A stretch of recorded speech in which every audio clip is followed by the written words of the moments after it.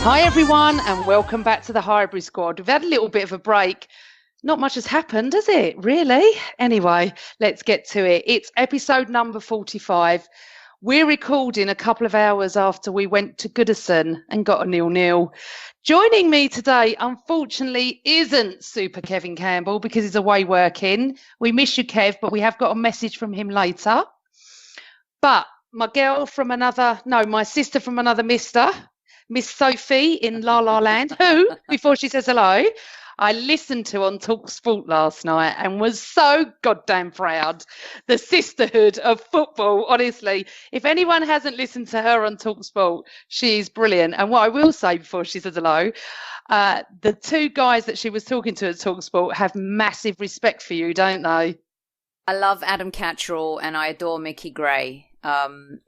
Mickey Gray's a perfect example, and I think our guests will appreciate this, of a player who played for a club and loved that club for most of his career. And yeah, they're cool. They're really good guys, and thank you. And flying the flag for the Highbury squad and trying to put some of those TalkSport folks right about what they say about the Arsenal. You did. I was very proud. And also, I'm really proud to welcome back one of the best people in football who's not an Arsenal fan, but funny enough, is an Everton fan. Before I say hello, it's Mr. Alan Myers, former Director of Communications at Everton, I think, and Sky Sports reporter. Hi, Al. Hello, everybody. Yes, And tell you what, you said you didn't have Kev, but you've got the next best thing. I'll tell you. We have. We got the next best Toffee. We really exactly. have. I mean, exactly. He's a Gooner / Toffee, isn't he? Yeah. He's he tries to sit on the fence a little bit as to who he supports, but you know what? When he's on the Highbury Squad podcast, he's definitely a Gooner. That's for sure. Guys, if there was any player, ex-player or person that has been languishing and suffering football for the last year and a bit, it's Casey. Yeah. Talk about a double whammy. And you know what? He loves talking to you, Al. And Al, this is your hat trick. This is your third time on the Highbury Squad. This is the third time, yeah, and it's it's great to be back. It really is. That's how much we love you. That's how much we love him, isn't it, Soph? Listen, not only do we love him, but Everton fans have a huge amount of respect for Alan, and I think a lot of Evertonians, the Toffee TV guys, and Eric and a lot of those guys out there know that Everton's my secret crush for a number of years. And then when we ended up doing the pod with Super Kev as well, it kind of elevated my crush. And now with Alan, I always said that if Arsenal misstepped, again, with a managerial appointment, I may well become a Toffee full-time. Just so. That's good to hear. But we got it right. We got it right, Alan. I think we got it right. Yeah. And we'll get into that. Well, you've got a former Toffee, of course, as manager now, haven't you? Before we go into any of that, Mr. Myers, me and Sophie have to have a quick 2-minute roundup because I don't even remember when we last recorded, and B, a few things have slightly happened. I'm looking forward to this. I know. This is going to be a little bit Goonerish for a few seconds. Soph, last one. Emery had gone. I think Freddie was in place. I was moaning Freddie hadn't changed it. Then he changed it against West Ham, didn't he? And we haven't podded since. So wait, did we not pod after Man City? Yeah, we did. Yeah, I think you're thinking that we've been. I think because you're celebrating your 1-year anniversary and you're so in love, and you've bought a new house and you're all like Mills and Boone over there with your romance and stuff. I'm so in love with Mikel Arteta. After what? Right. So for anyone that doesn't know, ridiculously, even though I've said that, Mikel Arteta's our new head coach, and I don't know. I'm so excited. I don't even know what to think because I've watched all the media stuff on him, everything at Arsenal, the training ground, his press conference. I don't ever watch press conferences. Sorry, Al, but I don't. And I watched the whole thing last night, not live. I was so impressed. I know it's words and actions. I know we have to see that. But what I loved, Soph and Al, is the fact that he is ex-Arsenal. He gets us, I think. And the fact he's worked under Pep at a massive club. And I did tweet about this last week when the rumours were getting heavier that he was coming in. That, for me, he has taken a massive gamble here. We are a shit show at the moment. There's no doubt about it. I'm not being negative. It's fact, which is terrible. Now, he's taken a massive gamble because he's never been a head coach. And if his first job as a head coach is at our place and he doesn't succeed, what's on his CV? But I respect him so much and so love him and watched everything yesterday that I'm pretty excited. Aren't you, Soph? I can't begin to tell you how much I feel and I'm really curious to get into the conversation with Alan a little bit more in terms of which club maybe made the better decision. But for me as an Arsenal fan, when we've been putting band-aids on problems for a number of seasons now, and our FA Cups, as glorious and as pleasing as they were, kind of masked a lot of pain. I also felt Emery was a band-aid because, our desperation to get back into Champions League football, not because we know that we can compete in Champions League football, Amanda, but because the money in Champions League football makes sense for a football club like Arsenal. And having been out of it now for the last 3 seasons, are we going into our 4th season maybe next year without Champions League football? Who knows? I think so.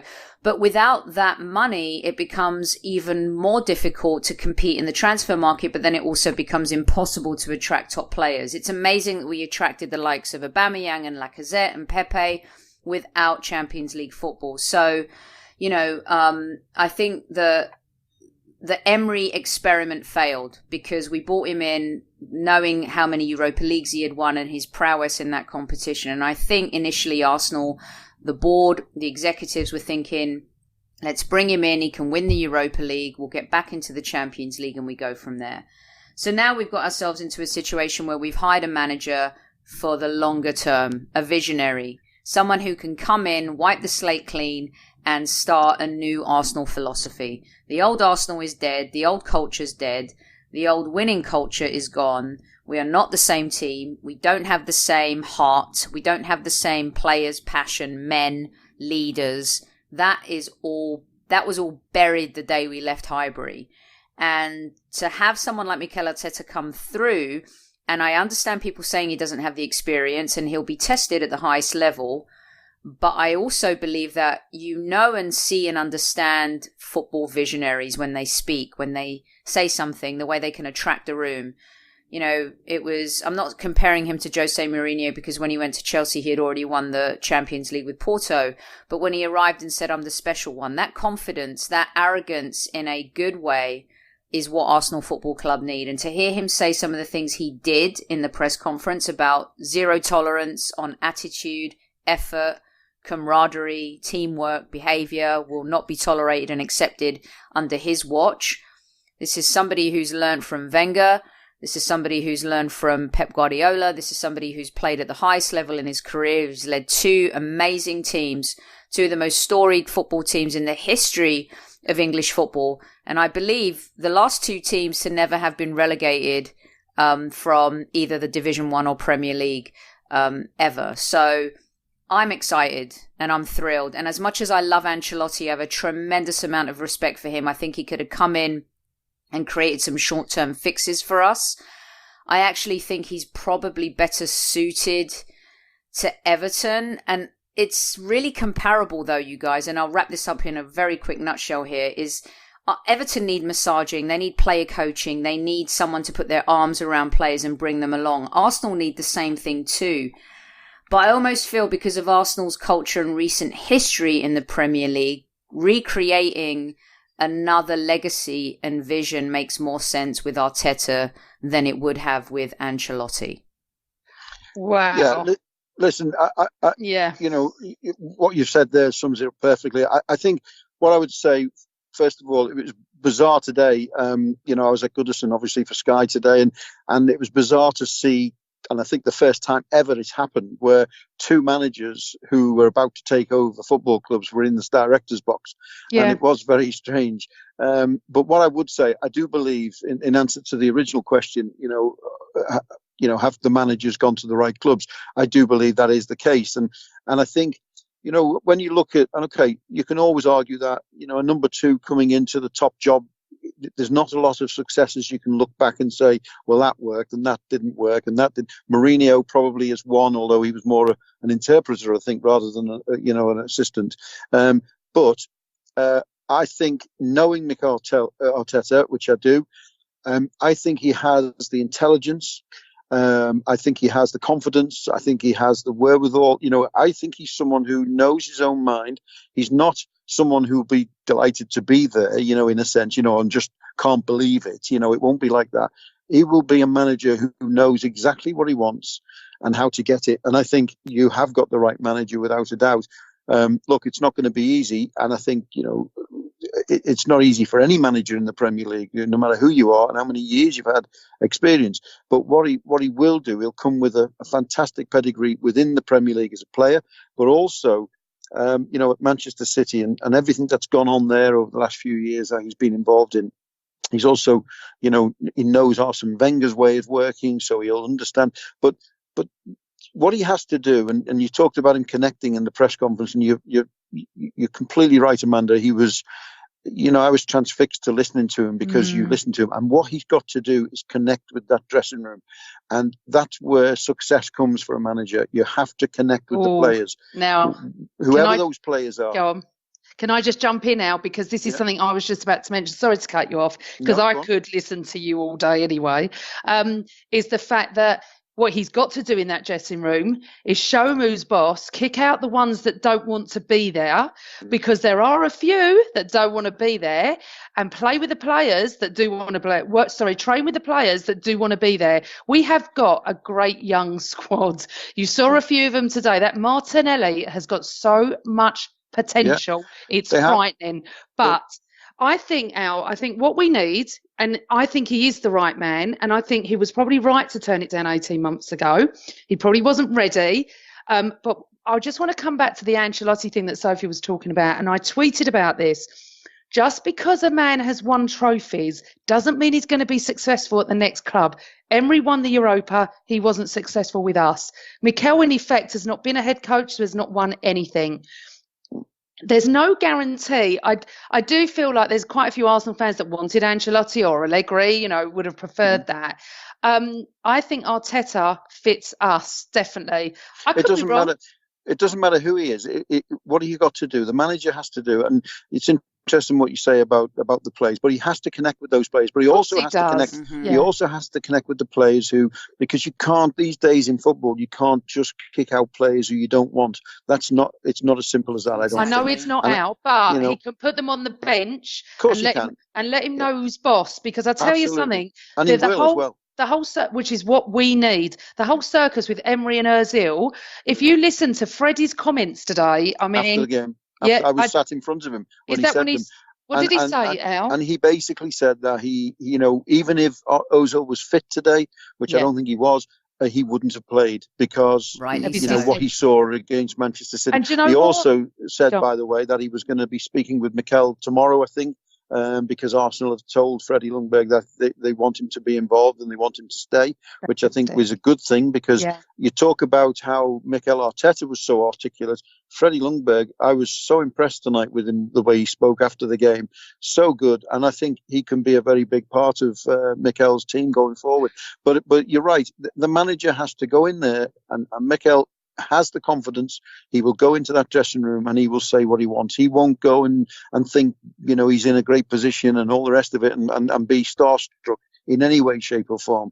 He will know what he's got to do. He'll know who the good players are and who aren't, and he will make that difference. As I said, it's not easy. You can't just go in and kick players out, but what you can do, especially expensive players, but what you can do is get the best out of them. And I think he'll do that whichever way it takes him.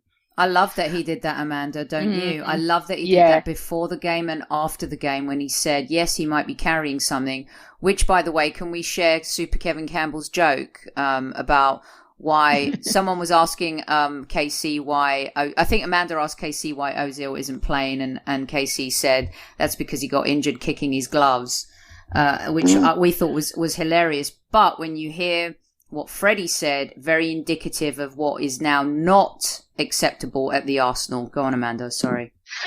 Do you know what? I'm going to bring Kev's message in here in a second, but I will also say that I love that, and I'm a massive, massive Ozil fan, and this is where it all stemmed from with the Xhaka incidents as well. Emery has never really had control, unfortunately, and you know what? I wish him so much well in his future football life. Emery came out today and said how Mikel Arteta will fit us. He wants it to work. He thinks it's a brilliant acquisition for us. And you know what? What I think is when Mikel, and I said this to my other half, seeing two new managers in the stands at the same game, I've never seen. It's never happened before. I said that it could. You know, you often see a manager sitting in the stands that comes down to the changing room. Not two of them. It was bizarre that we played you. And Arteta's ex-Everton, and he loves Everton as well. So I'll be honest with you. After the first half, though, I thought both of them would share a taxi home. To be honest, because they wouldn't have liked what they saw. I'll tell you, it was pretty awful. Yeah, all of us as fans always loved Arteta. We never had an issue with him. He came in, he was professional. I love that he has worked under Pep at a big club that have won things. He knows how it should be done. I want him to bring discipline back. I don't want to see these players on social media until we start winning. They should be quiet. They should be getting on with their job, their training. It's embarrassing. It's so embarrassing, our defending, that I don't even know what to think about it anymore. I mean, today was our first clean sheet in 14 or 15 matches. Was it 17? Maybe I don't know. Sorry, I may have got the numbers wrong, but it's around the 15 mark, right? A club of our size, 15 matches without a clean sheet is disgraceful, considering in the 80s we were called boring Arsenal for winning 1-0 under George Graham, who inherited we had one of the best defences. It's embarrassing. But anyway, to be fair, I don't think it was in danger today, because I think the first shot on goal came on 38 minutes. 38 minutes. So, you had 38 and we had 44 minutes. Martinelli, who was miles wide, had the first shot for us. And I even said, to be fair, we weren't very good, and you weren't very good. It just didn't seem. And when halfway through, I thought, I want to understand though from Al, is that, was it because, Amanda, did we play a little bit better defensively, or were Everton that bad, considering that Everton, we've seen, Alan, in the last two games under Duncan Ferguson? What do you attribute it to? Because you were so poor that we actually looked good in the second half, which is pretty bad for you. Look, I think there was some good defending by Arsenal today, actually. There were people diving in front of all kinds of things, which was good to see. And I think a manager, certainly Mikel, sitting in the stand, would be delighted to see that. I think if you told any of us Evertonians after the game against Norwich, Liverpool game was one of those things, it's sort of half expected, if you like. But after the game against Norwich, if you just said Duncan Ferguson will come in, get a victory against Chelsea, draw with Manchester United away, draw with Leicester in the Cup, only to go out by penalties, and then get a draw with Arsenal, I think they'd have bit your hand off at the time, because it just didn't look possible. What he's brought is he's got a reaction. And this is what we were saying before about Mikel. He's got a reaction out of the players, in whichever way he's done it.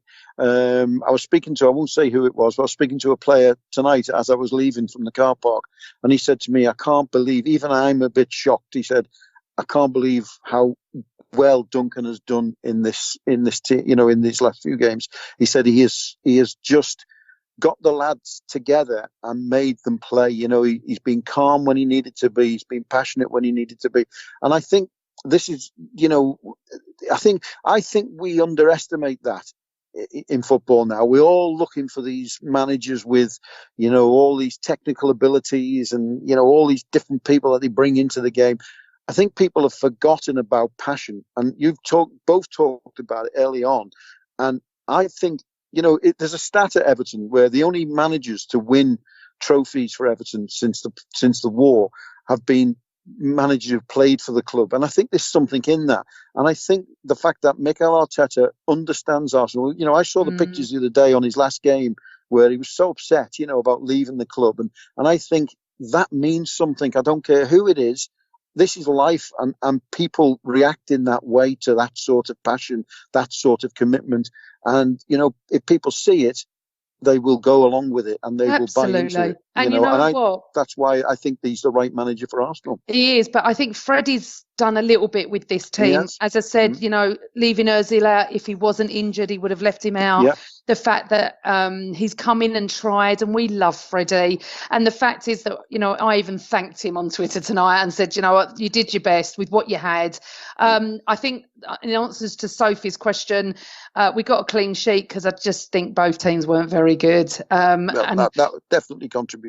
Yeah, I don't think that. But also, I'd like to go back and say something about Duncan Ferguson as well, Al, which you might not have seen because you were at the game. But what he only did after that game with your fans melted me, and I'm not a Toffee. And I remember Duncan Ferguson growing up and what a player he was. Yeah, he wasn't he didn't come across to me as the kindest sort of player. He was a bit big dunk, wasn't it? Right? Yeah. He went over to your disabled supporters, gave cuddles, and he gave out, I don't know, like hats. He was just with the fans because he is a fan. He is a fan. He's also very good at PR. Sorry. I've known Duncan for a long, long time. Sophie, it was lovely what he did.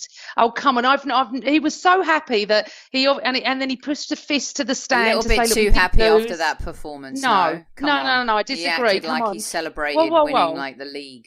Yeah, but he hadn't lost to Arsenal. Saying hi to the fans. Saying hi to the fans is one thing. I totally agree with that. He's brilliant, but he's a.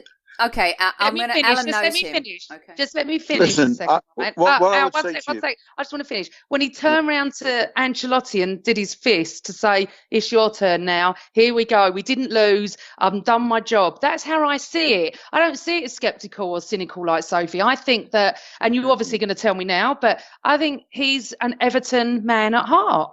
He is. I'll tell you something about Duncan Ferguson, and I know him as good as anybody, I think. I was there when Howard Kendall called him up to the office and asked him to be captain, and he was almost in tears because it just means so much to him. The club means everything to him. And he would, coming out of the training ground, this stuff he did for fans that nobody ever got to know about because, he had a reputation as a player. He was a bit of a lad, and he sort of, he was a character, if we say it nice, but he was tough. He was, it was controversial. He was everything, but the way he was with fans, believe me, that is 100% real. He would drive out to the training ground with nobody there. There'd be a few kids there. He'd just tell them to open his boot and take what they wanted from his boot. He would go to the hospital without being asked to go. He would do, and he's always done that. He gives more to the Everton in the community than any other player I've ever known, and gets involved with them more than any other player I've ever known. So that is real. I totally respect that, Alan. He really is. However, what I would say is, I think what this period that he's had, the interim manager, I think he's so emotional about the club that I think it's really knocked him back a little bit, and he couldn't believe he's actually stood on there making those decisions, and I think he's sort of gone along with it almost as a fan, if you like, as well as a player and a coach and whatever you want to describe him as. And I think there is a little bit of that, and there's a little bit, and yes, there will be people, and I hear what you're saying, Sophie. There will be people who say you shouldn't be celebrating a 0-0 draw at home, and that's a fair point. However, I think because of where he is, because of the situation, I think he's absolutely delighted to end his little spell in charge undefeated, and I think that means so much to him, if you like. Okay, so let me just ask you this, because I do have a Mikel question, and I know we have you for limited time, but I do want to wrap this up with something real quick. Yeah. With that said, I feel that both managers, less Freddie, but mostly Duncan, made it about himself today, not about Everton Football Club. And I wanted to ask you, I understand wanting to make a stance and subbing Moises Keane. And then you do the same to Tosin today, which to me was again making it a little bit more about, I'm Duncan Ferguson, big tough guy. If you're not playing well, I'm going to sub you even if I've subbed you on. And I felt that was a parting shot in some ways. And maybe that is the kind of journalistic, cynical side of me looking at another angle for a story that maybe I can create an arc and thread that comes from some truth, and maybe I'm misreading the situation. I think you are. I think what he does is he makes, and this is where he will learn as a manager, but I think he makes decisions from the heart. And I think, sometimes you don't, you have to make them with the head. But he will not be doing it for Duncan Ferguson. He will be doing it because it's Everton. And everything he does, every decision he makes is what he thinks is for the good of the club. And I can say that 100%, I'm a journalist, I'm more than happy to say, and I'm not blue tinted glasses, as some people might think I am. If something's not right, I will say it. If I think something's a certain way, I will say it. I promise you, he will make that decision because he thinks that from respect for Everton Football Club, because he knows he put everything in when he played. He put everything in when he coaches. And I think if he doesn't see that, and I think that's what happened with Moise Kean last week at Old Trafford, and I think it happened probably with Cenk Tosun today. If he doesn't see it, he'll make the point and he'll make them. And I think we go back to that tough love, or not tough love, but, that tough way of dealing with it. I think it's like Freddie Ljungberg has talked about Ozil today. He didn't have to say what he said today because, he was injured or whatever, or he had an illness or whatever it was, but he did say it because he wants to make sure that people get that message that playing for Arsenal, playing for Everton in Duncan's case, means something. And I think that's what you've got to get back in both clubs, because I think both clubs have lost that. I agree with that completely. Amanda and I talk about this all the time, and especially with Super Kev, about what it means to play for the club. And Kev's as passionate as they come. Absolutely. As passionate as they come. And I think that's a little bit lost in the modern day player. Okay, so it is. Yeah. Before I throw it back to Amanda, I have a question for you, and it's important because it's Mikel Arteta related, and as you know, he and Carlo are the main stories in football in the last couple of days, Alan. Yep. But you worked with Mikel firsthand. You were around him. I know we talked briefly at the beginning of the show, but what I want Arsenal fans to understand is, I have a personal family person that knows of Mikel and his family because their kids went to school together. And all I've heard are the most amazing, wonderful things about the great human being he is, which I think, and Amanda and I talk about this personally a lot, about humanity, people, treating people the right way, talking to them the right way, the way we want to be spoken to as women, as colleagues, as people, as humans. And I want you to give us an anecdote or an insight or something that reinforces the fact that what Amanda and I and KC believe, that this guy is the guy that if you give him the time and everyone's patient, he could truly build something special. And I want to hear it from someone who saw his sweat drop, in the corridors of Goodison Park. Yeah, well, I didn't see that. But what I would say is that when you work at a football club, and I wasn't actually working there when Mikel was there, but I was very close because I was working for Sky, so I was very close to that, and I know the people who know him, and I would talk to him, on a sort of one-to-one basis, if you like, rather than just as a journalist, a member of the press. And I think I can give you two instances actually. One was while we were there, we were filming some Christmas things. The players were going out, and one of the things was that Mikel was going to go around to somebody's house not far from the training ground and give them a season ticket, a half season ticket. It was January or something, and he was just going to surprise this guy with a half season ticket. We went round there and we were told that we'd have 15 minutes with him, blah, blah, blah. And we had to then do a quick interview and go because he needed to go. About an hour and a half later, 2 hours, we were still sat on the settee with this guy, this fan, who just couldn't believe, that this.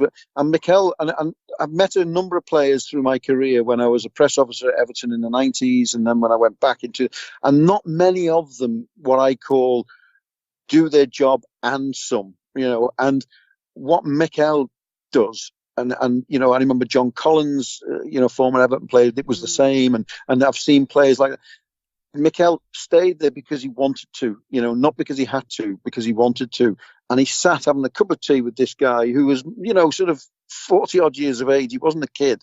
And he just sat in conversation. And this guy still today, because he lived not far from me, and still today, he talks about it and he says how much of an effect Mikel Arteta had on him, that day. Now, the second bit was when he left and he joined Arsenal. If you remember, it was very late on transfer deadline day. And the next morning, I asked if he would do something, and I'd tried and tried and tried, and I was getting back from the club. No, you can't do nothing. You're not going to do anything. And then I got a phone call, and it wasn't actually Mikel himself, but it was somebody connected to Mikel, and they rang me and said, Mikel said, you want to come round to his house, he'll do an interview for you before you go. And he went out of his way. Now, really, he was going off to join another club. He shouldn't have been bothered. But he promised me that he'd do an interview, and he did it. And I went round to his house, and we did this interview in his garden before he actually got in a car to go down to Arsenal and join Arsenal. And it was, it's those sort of little things, I think, which determine, a human being. And I think the description of him, that he's a really good human being, I think is bang on. And I think that's what you gain when he goes into the dressing room, because footballers see that, players see that, and players respond to that. People think they're all these heartless, commercialized assets, but believe me, when it comes down to it, players respond to that human, attachment and that human connection. And I think Mikel has got that in abundance, and I think that's what will make a difference as manager of Arsenal. Do you know what, Al? I could listen to you all day. Honestly, you know how much I do like a adore 2-hour you. special, Amanda. We do, but you can't, because I've got chicken goujons waiting for me. Not today. It's so classy. Al, I know you've got to rush off soon, but I just want to go through, just change it slightly. So, after the game, on social media, there has been quite a few statuses claiming that in the crowd, the Arsenal fans were singing they want Arsenal Fan TV out of their club, and then I saw a video. So you was at the game. Did you hear it? Yeah, I heard the chanting, and I found it very odd, because I was wondering what they were saying first, and I spoke to a colleague, in the press box. I said, what are they singing? And he said they said get out of our club, Fan TV. And it was quite interesting, really, because as we had to do some pieces to camera and stuff after the game, and as I was walking around, there was a small group of Arsenal fans, and this is a good 2 hours after the game, and it was Robbie and the guys from Arsenal Fan TV, and they were doing their stuff. There was only around about 12-15 people with them. It wasn't a big crowd, but they were still there doing their bit. And I, and listen, I don't know, I'm coming into this as a bit of an outsider in a sense, but all I've ever seen from Arsenal Fans TV is passion. All I've ever seen is people who care about their club, and as we all do. And I don't know what the argument is. I don't know, I don't know. I'm going to tell you. Yeah. Right. So the thing is, Al, right, I saw a video late on. I think they had hassle outside. I think they must have just come back, because they normally have hundreds and hundreds of Arsenal fans around them, and then they record with their crew as such. Yeah. But as you said, there was only 12 of them. I reckon they've come back now. I will argue to the hilt on this, and I have done with, funny enough, a Liverpool fan was talking to me about it, Arsenal fans and this.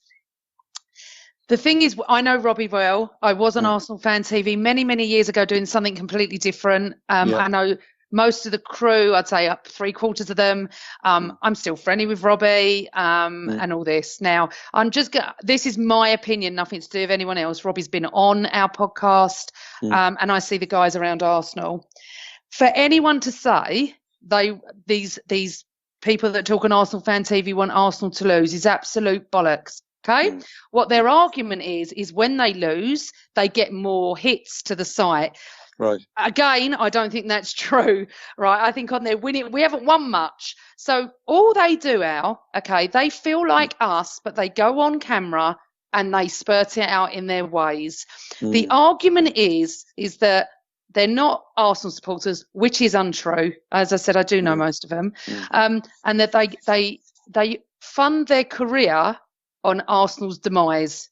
Now, my argument is, if you don't like it, don't watch it. I don't watch it. Right. Yeah, I watched one tonight for the first time in many years because Sophie sent me something to watch. Right. I had a quick minute. It's not for me. But what I will say, and I'm saying this to Arsenal fans listening to this as well, No one speaks for me. And I don't speak for anyone. So when I sit here and I tell you what I think of Mikel Arteta, Stan Kroenke, Gunnosaurus, Freddie Ljungberg, that's my opinion and I'm entitled to it. You do not have to agree. If you don't like listening to my voice, then you don't listen to the podcast. Is that not simple in life that you just switch off? Arsenal Fan TV are not bigger than our club, as I put someone straight. They don't affect me in any way, shape or form. I have nothing to do with them anymore. I just don't do anything with them. But I don't see the problem personally. I think, and Sophie will come back with her argument, Al. They're passionate fans that are distraught. It comes across in a way where it ridicules our club. I'm sorry. Yeah. The players on the pitch and the owner ridicule our club. So I won't and when have you any put of yourself that. out there, when you put yourself out there, as they do, and the lads at Toffee TV will have suffered from this as well, you're there to be shot at, and you will get shot at, you know, and you have to accept that. But, you know, from what I've seen of Arsenal Fan TV, and to be fair, I felt they were the first of the type. They were the ones I sat up and watched first before any of these fan TV things started. And I've always felt that I can understand some of the arguments at times that they go over the top and whatever, but they are passionate, and, you know, it is what it is. And we should always be happy to allow people to, as long as they're not, you know, rude and things like that, you know, I think we should always allow people to have their say, and I think that's what they do. Don't watch it. Listen, blood. Let me tell you something. No. 1 second, Soph. 1 second. Don't watch it. Don't think we didn't hear that then. Unfortunately, Al's got to go, and I've got to play Kev's message. So me and you will talk about Arsenal Fan TV in a sec. All right. But I wanted to give a shout out to Peter and Ped, who's a great friend of the show, and Toffee TV, and they paid homage to Robbie and AFTV because they were trailblazers. That's all. I know. Al, enjoy your chicken goujons.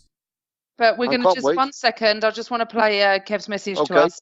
But the thing is as well, I say it, Al, if you don't like Sky Sports, you turn it off. If you don't like what you hear, you have an off button. Why are you so upset that these people go on camera and to be fair, I know it sounds odd, most of the things they say I agree with what's going on at the club. Not everything. And as I said, I don't watch it, but as I said, I do meet them out and about at the ground and stuff. And I just feel, really, you're going to sing that when Mikel Arteta's sitting in the stands? I think it's a little bit wasteful. I don't think it's I don't think it's necessary. Anyway, I know you got to go, Kev, but Kev. Sorry. Yeah, I have Barbara, yes. I'm Barbara on a Saturday, definitely. Barbara, I'm just going to play Kev's message to everybody. 1 second. Here we go. Can't wait for this. Hi, Amanda. Hi, Sophie.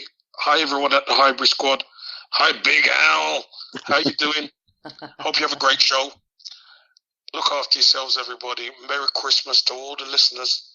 And thanks for all your comments and supporting us at the Hybrid Squad. Take good care. Think the world of you all, and have a wonderful, wonderful time. Take care. Oh, that was our Don't you just love him?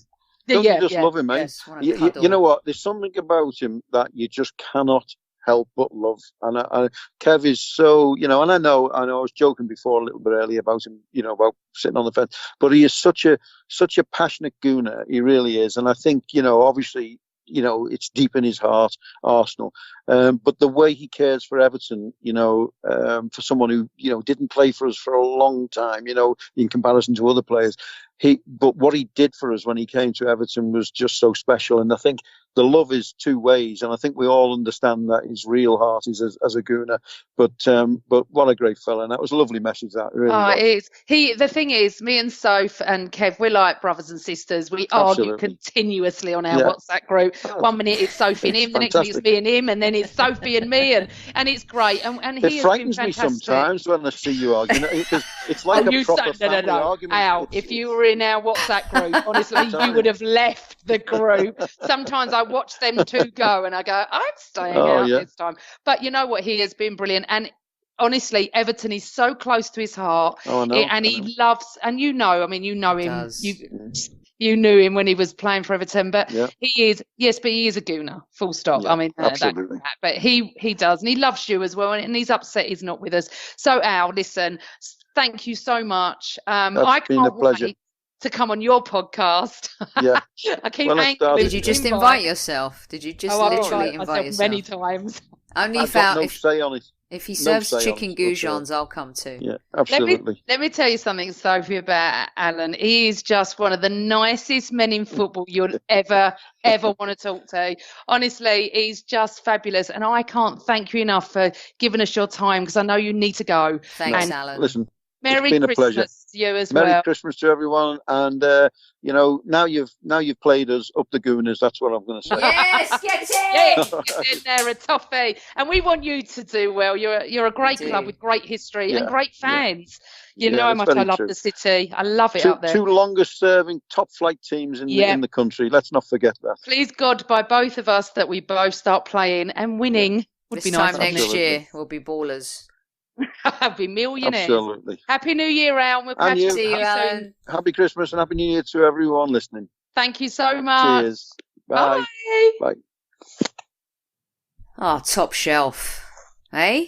He so is. He's so I may is. have a crush on him.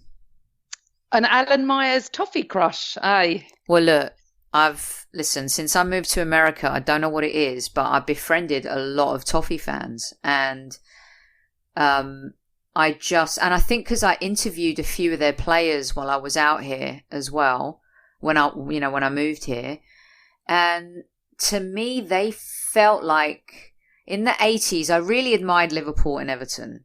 I think you know the story, especially. I love Liverpool. I say I love Liverpool. Okay, Arsenal fans, crucify me. Sorry, say whatever you want. Because of Kenny Dalglish, I just loved watching him play football. It was amazing.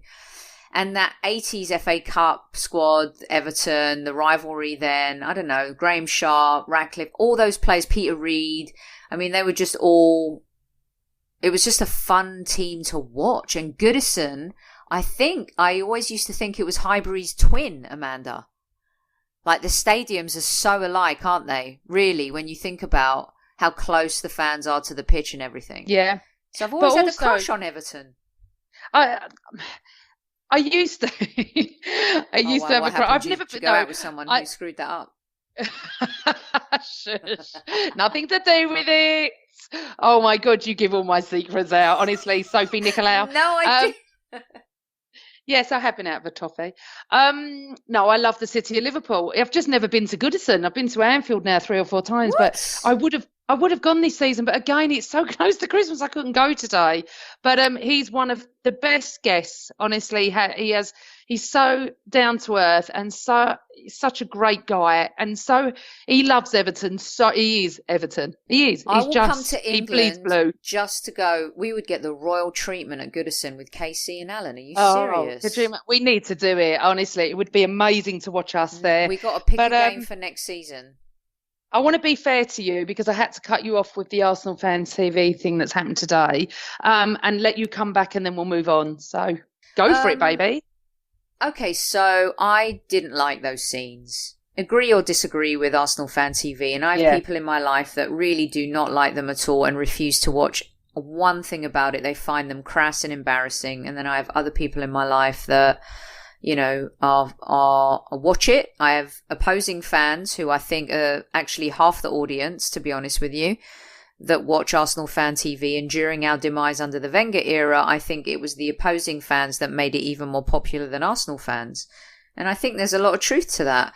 But to seeing Robbie kind of being approached like that, it made me feel really uncomfortable. I didn't like that at all. And, you know, whatever you want to say about Robbie, he's a very smart business person, and he came up with a concept that now other clubs have followed. And I did mention, Alan mentioned Toffee TV, and Peter McPartland, who's a huge friend of the show, and he kind of came out and said something on Twitter too, saying if it wasn't for Robbie, Toffee TV wouldn't exist either, Amanda. And I just think that people see someone swearing and being venomous and coming across as a thug Maybe because, and I'm going to say this with respect, but, you know, people are very judgmental. They see someone with tattoos and earrings and they're yelling and they're cussing and they're saying all of these things, and it's really antagonistic and it's against the team, and it becomes like this vitriolic vortex of emotions. And yeah, you also have, you know, someone like Robbie, who really has never been like that on the network at all. And he's the guy who kind of put it all together. And I think someone like Troops is kind of a comic book character. I mean, seriously, if you meet him in real life, I mean, he's kind of like a teddy bear with a shotgun. I mean, he's lovely. Yeah, he's a fun person. And I saw him interact with fans here in the US, and he had time for everybody and was lovely to everybody. So I do also agree with the argument a little bit, and I have a segment on various TalkSport shows, Amanda, as you know and as you mentioned earlier. And what is the difference between someone calling up TalkSport and yelling and maybe sounding like a buffoon versus someone sounding like a buffoon on AFTV, or super smart on AFTV and super smart on TalkSport? Media's changed. You know, I do remember a lot of journalists that I worked with for many years in my career at 20th Century Fox and Sony Pictures at the premier newspapers and magazines in the country, and they turned their noses up when bloggers first came out. They were like, they're not journalists. I mean, they're not journalists. I actually went to college, I went to university and became a journalist major. They're not journalists. And it took a long time for bloggers to be accepted as media. And I had to deal with that a lot in my career with the various projects that I was working on. And so to see that evolution now where you have fan TV, fan blogs, people like us, you know, we get into certain events because of our podcast. You know, we're a pretty decent crew. We've got an ex-Arsenal and Everton player and professional. We have Hughes been around the game and is a season ticket holder at Arsenal, has been going since the time she was born, who's as informed as any journalist who would be writing about Arsenal. And then you have me, who has the film and TV and entertainment career background and also just been doing radio pretty much since the early 90s. So does that make us less qualified, Amanda, to talk about Arsenal than someone on national radio? Of course not. So I do feel like, as much as you may agree or disagree with AFTV that they don't deserve the abuse, I don't agree with a lot of people on there. I send you stuff all the time and I say, can you believe how stupid this sounds? And I admit that.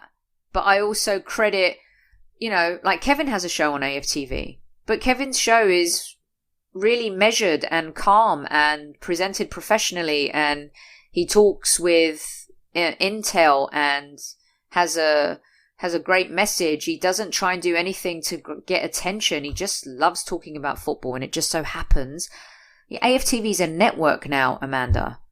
It's just like saying, I'm not saying the BBC and all that, but there's networks, you know, cable channels, and then it evolved to YouTube channels, and YouTube channels are their own networks now, and they have an audience, and it's real. There's an 8-year-old that made $26 million on YouTube this year. It's a business, and it's no different to TalkSport having advertisers or, you know, ITV having advertisers or BT. But again, you have a choice, Soph. Don't watch it. Absolutely, that too. What about all the TV that I love, all the reality shows that most people think are shit, yeah? I don't want that off air because I love them, right? You're talking about Love Island the most, aren't we? Love Island, Big Brother, all the things that I love. I'm all a the celebrity.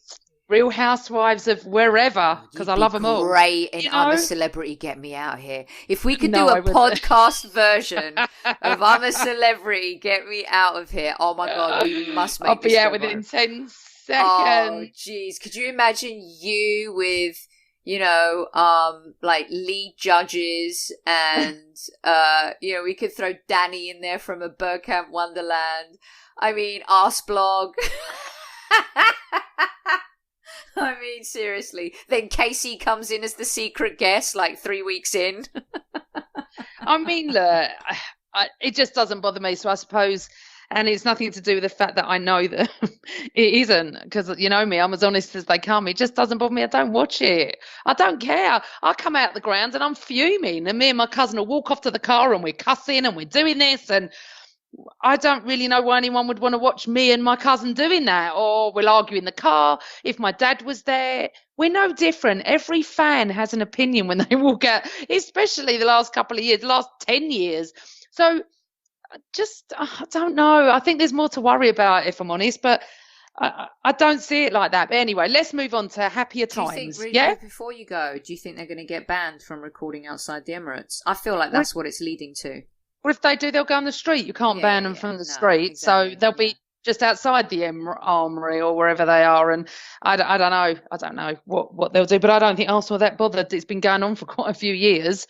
I just think that social media can be a really very ugly platform, as you know, with anti-Semitism, racism, sexism, everything. And I think, as we spoke before about humanity, if you disagree with someone, I have brilliant disagreements with people all day long that are very respectful, and then you get the idiots telling me to go back in the kitchen. Well, obviously, I always have a most sarcastic answer for that. I'm not bothered. It doesn't bother me. I've been going to football since I was 3 or 4, I think, and watched it all my life. And that's it. I don't justify myself to anyone, but I do love social media for the interaction and the fact that, yes, I met my other half on there. And yes, he's an old man. Not everyone finds love on social media. Come on now. Finding love on Twitter. But I deal with a lot of, I try to be respectful to people that I'm just a respectful person. But if you're going to come at me, expect some sarcasm. That's all I'm going to say. From you? No. Oh, God. You know what? I just thought of something. I thought to myself, well, because your dad's to blame for everything, as we know. Yeah. Always. Super Kelvin. And I realised we have a Super Kevin and a Super Kelvin. We do. Do you know what? He's never, ever, ever done a podcast. He doesn't really understand. He's got to come and be a guest. He does.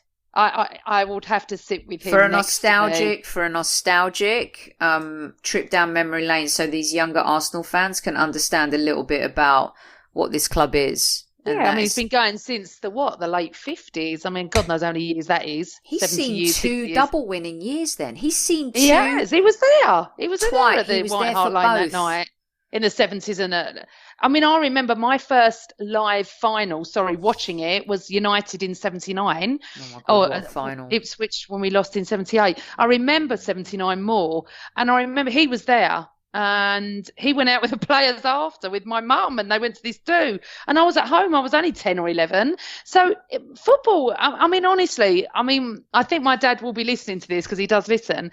But he's obsessed. But he doesn't go anymore because he's older and he can't. It's financial, and the fact that he didn't like Wenger and doesn't like Kroenke, he's not going to give them their money. So yeah, we're not going to go into the Wenger bit. Do you know what's really funny is you're 80. Can I just say something though? Honestly, 24/7 he talks football to me. He messages me. He doesn't even ask how I am. And he knows to tell me. He says to me, "Don't you, Dad?" And he'd be nodding now. And you know what? People like him, I don't care that he doesn't go. He's, in my eyes, the biggest gooner on the planet. Mm-hmm. He bleeds Arsenal. Even when he was ill, he asked the doctor who they supported. I remember that.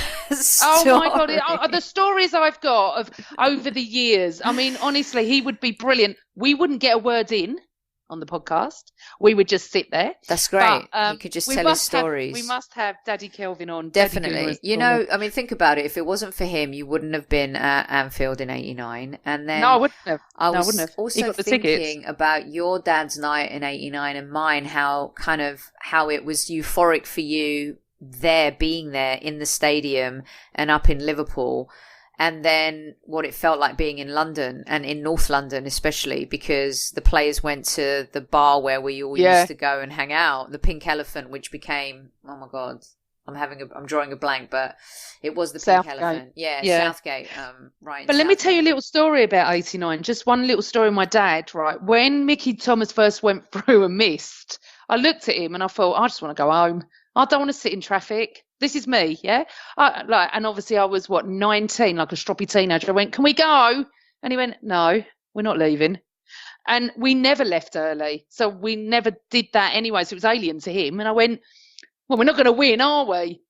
Famous last words. And if he'd have turned around and said yes, I may have missed that moment because I was happy to go because I was so pissed off it was 1-1 and it was a couple of minutes to go. So, yeah, he is. He's brilliant. He's just, wherever he goes, he wears his Arsenal jacket, he's in Tesco, wherever he is. I love him. He's so awesome. And people always say to me, you're Kelvin's daughter, aren't you? You're the mad Gooner as well. It's just, I'm not known for anything else. But anyway, moving on. Right, so we're going to have to say one real quick, because I wish I had that, because my dad was a Man United fan and I was an Arsenal fan. And how did that happen? How did you become Arsenal if he was United? Because he's United. My older sister was United, and then my brother became a Tottenham fan.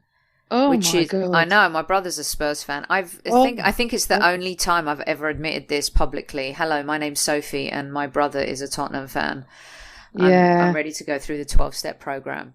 And then luckily I was so close with my cousins and my first cousins, and most of them were Arsenal fans, and I gravitated to them more. So that's how that happened, really. Okay, cool. Yeah. Well, we will. This will be my New Year resolution, to get him on a pod. Okay, so all right, perfect. You lot can hear what I go through, and my poor mother, honestly, doesn't even like football. So, Sophie, right? So we're happy. We've got a clean sheet. We've got a new manager. We've got an ex-Arsenal player. Sorry, not new manager, because I get told off. Head coach. Ex-Arsenal player has a head coach. He looks like he's going to discipline the F out of them. He looks like he's going to make some changes, and I love what he said. So we're quietly confident that things are going to change. It's going to take time. We need to back him. We need to really get behind the team as well. And I have to be honest, there was no atmosphere at Goodison for about half hour, and all I heard was our fans, which was fantastic. But here we go. Our first match with Mr. Mikel Arteta in charge. Bournemouth, 3:00 Boxing Day on Amazon Prime. I don't even know what to predict. I think I'm going to go for a draw. I'm just going to say a draw. I'm not going to give a score, because I think I just can't judge us at the moment. I don't even know if we've got a left back fit. And do you know what? I'd like to do a shout out for Saka today. I thought he did so well in that left back position. Mm-hmm. And I thought generally, he played better there than I've seen him where he was. But he needs to get a hold of that team, honestly, and shake them and say, play for the badge. You play for that badge. It means a lot. You play for the Arsenal. I reckon by this time next year, there'll be 4 players that played today that will be in the first starting 11 this time next year. I think this is going to be a very different team going forward. And here's the scoop, right? I know we got to go. So here's our next games, and I know we're going to predict one. And I agree with you, because we can always add our scoreline if we want to our video predictions. But we play Bournemouth on Boxing Day, as Amanda said. Then we have Chelsea. After that, out of our next 5 games, 1, 2, 3, 4 are at home. So we got Chelsea at home. And then 2 days later, we have Man United at home. Talk about ruthless. Then we have Leeds. Marcelo Bielsa arrives at the Emirates in the FA Cup 3rd round, Amanda. And then we play Crystal Palace at Palace. And then we have Sheffield United. And then we go to Stamford Bridge to play Chelsea. That is quite the schedule. Well, we got to play them, and the games are coming thick and fast now. I'll be at the Emirates for Chelsea, and I'll be watching Bournemouth as well. You're going to do United on New Year's Day? Yeah. United on a nice cold New Year's Day night, just the night before we all go back to work. We've got more chance. Well, Chelsea aren't playing well at the moment, and nor are United really. Let's hope that the home advantage might help a little bit. And Mikel, he's got so much work to do. Honestly, he really does, but I think he's relishing it, don't you? Yeah. Do you know what though? I loved. I'm not going to go into it again, but I love watching. I was watching all the Arsenal videos of him coming in to the offices and seeing everyone. And I don't know. Listen, words and actions, we just can't get carried away. I think he will do very well. Yeah. But so we need to wish everybody a bloody happy Merry Christmas, don't we? We do. And Amanda, just as, football's so fluid and we're recording here and we're talking about the games and matches today, but just getting an alert here on Twitter that Martin Peters, MBE, and the scorer of obviously the 3-line second goal in the 1966 World Cup final, has passed away at the age of 76. What a legend. Yeah. Oh, sad. He was part of my growing up, for the other side. But another story your dad could probably tell us, hey? Yeah, as we look back, definitely. I think people will look back on that as a legend who is part of an era of English football that will never ever be forgotten. So the Highbury squad and I'm sure Casey, as an ex-player too, tip their hat off to Mr. Martin Peters and the wonderful career that he had, especially obviously being part of that 1966 team, Amanda. Yeah. All right. Oh, that's sad. And very sad. News. Very sad, but I think it will be a good celebration of his life and recognising his achievements. So, yes. Football is, one day. I mean, these are the things, right? We see so many legends come and go, and this time of year as well makes you really reflective, doesn't it, Amanda? It makes me really reflective. I mean, Christmas is such a great time of year, but it's also not the easiest time of year for a lot of people. It's not, but we'd like to say a big thank you to everybody that listens to us, that tweets us, that retweets us, that leaves comments. Honestly, I just love interacting. I do as much as I can. Obviously, we're having a life outside of football, but I love it. And, I've been podding now, I don't know, 5 years on and off. And it's just great. We try and bring really interesting guests. And honestly, you got to love Alan Myers. What a guest he is. Yeah, top class, top shelf. Real humble man, He works really hard and he's just brilliant at what he does. But I'd like to say thank you on behalf of Sophie and I. Merry Christmas to you all. Happy New Year. And let's hope that the man in charge now of our team can take us forward and show the defenders how to defend and the midfielders how to help the defenders, protect them a little bit, and get the oomph going in our club again. Get the Arsenal back. That's what I think, Soph. This is, if I could ask Santa for one thing, it would be obviously, the usual stuff, but we're going to make this a football Santa wish. And my football Santa wish is that everyone can just have a little bit of patience. We live in such an instant gratification world where we all expect results now. We want things to happen in real time. We want success to be overnight. And the world just doesn't work that way. And we have an opportunity here to have some patience and maybe build the new Arsenal. The same way, when Wenger came in, he inherited some great players, Amanda. Mikel's coming in and he is not inheriting great players. It is not a ready-to-go team to compete at the highest level. This is going to take time. So everyone, let's just have some patience, get behind him, support each other. Let's not fight each other at stadiums, and let's not yell at each other, and try to be cordial and respectful, debate and disagree. But if we can just bring a little bit of fan decorum back to the Arsenal, that would be a wonderful thing. And I think it starts with the image of our manager. And I don't care if anyone wants to call him a head coach. He's the manager of the Arsenal. And he leads by example. He looks great. He acts great. He's a classy guy. And we need to follow suit as fans. Very true. Need to give him time, babe. Listen, you have a great Christmas. You too. I'm sure I'll be talking to you before then. Yeah, I'm sure you will. Happy Hanukkah. Yeah, I don't really celebrate it, but thank you very much for that. I'd like to wish Happy Hanukkah to all those that do celebrate it. Think it comes in soon. Happy holidays to whoever's celebrating in any form wherever you're celebrating. Be well, be healthy, and most of all, be loved.